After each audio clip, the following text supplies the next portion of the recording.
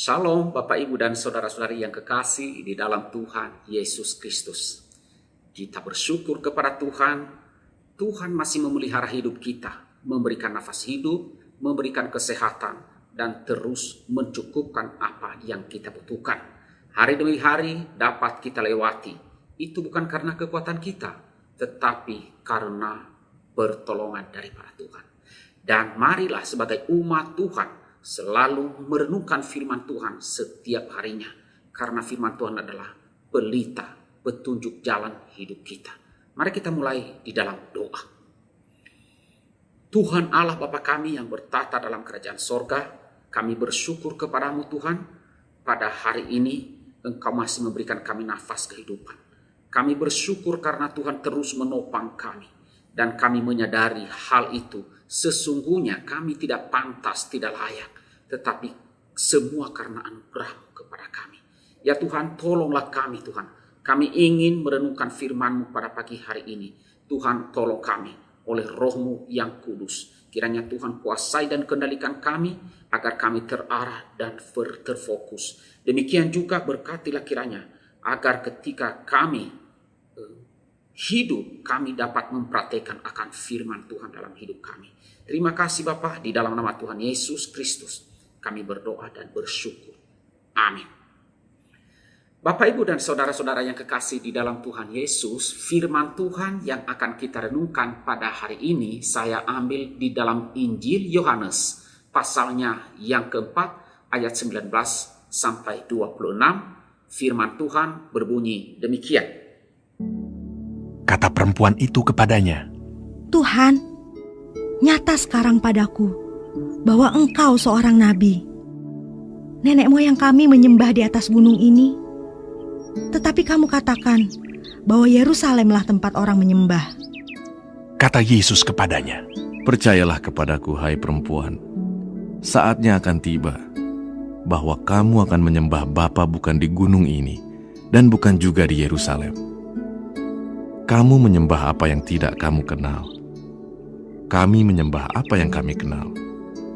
Sebab keselamatan datang dari bangsa Yahudi. Tetapi saatnya akan datang, dan sudah tiba sekarang, bahwa penyembah-penyembah benar akan menyembah Bapa dalam roh dan kebenaran. Sebab Bapa menghendaki penyembah-penyembah demikian. Allah itu roh, dan barang siapa menyembah Dia, harus menyembahnya dalam roh dan kebenaran. jawab perempuan itu kepadanya, Aku tahu bahwa Mesias akan datang, yang disebut juga Kristus. Apabila Ia datang, Ia akan memberitakan segala sesuatu kepada kami. Kata Yesus kepadanya, Akulah Dia yang sedang berkata-kata dengan engkau. Demikian firman Tuhan yang kita renungkan. Saya memberikan judul dalam renungan ini adalah penyembah yang benar.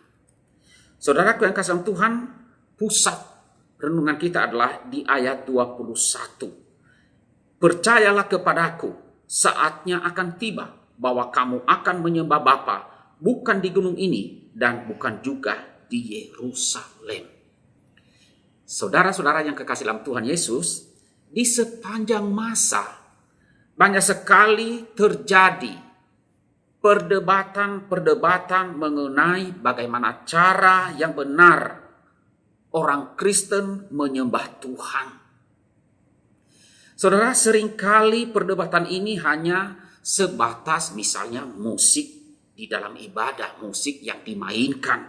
Apakah musiknya itu harus musik pop atau musik dangdut ataupun hanya pakai alat musik piano dan lain sebagainya. Ya, tempat yang digunakan atau lagu yang kita nyanyikan. Itu seringkali yang terjadi dalam perdebatan-perdebatan tentang bagaimana menyembah yang benar. Nah, saudara, sebenarnya penyembahan seperti apa yang Tuhan Yesus maksudkan? Ini adalah pertanyaan penting dan perlu kita fahami dengan benar. Salah satu hal terpenting kalau kita ingin membeli barang, misalnya saudara, katakanlah barang itu seperti misalnya televisi, ya, maka Barang itu ada buku petunjuknya, buku panduan pemakaiannya. Bagaimana kita mengoperasikan alat itu atau televisi itu, bagaimana kita menggunakannya. Nah, demikian juga di dalam hal kita menyembah atau di dalam penyembahan kita. Saudara, sangat membantu kalau kita tahu apa yang Tuhan kehendaki melalui buku petunjuk, buku panduan Tuhan, yaitu kitab suci atau Alkitab.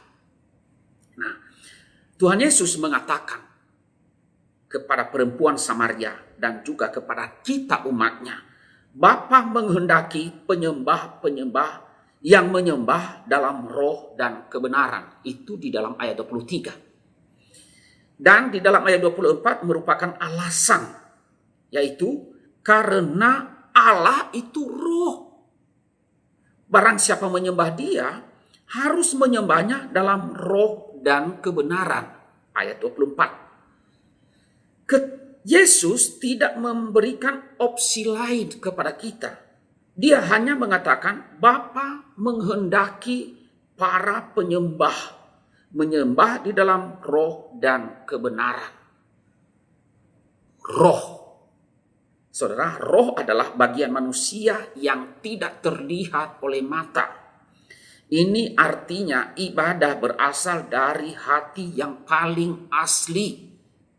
Apa yang ada di dalam hati muncul keluar, yaitu kesadaran bahwa kita senantiasa berhadapan dengan Allah yang adalah roh. Hati yang sungguh-sungguh menyembah Tuhan bukan karena tata cara ibadah atau karena tempat ibadah. Penyembahan sangat erat kaitannya dengan praktik kehidupan kita sehari-hari.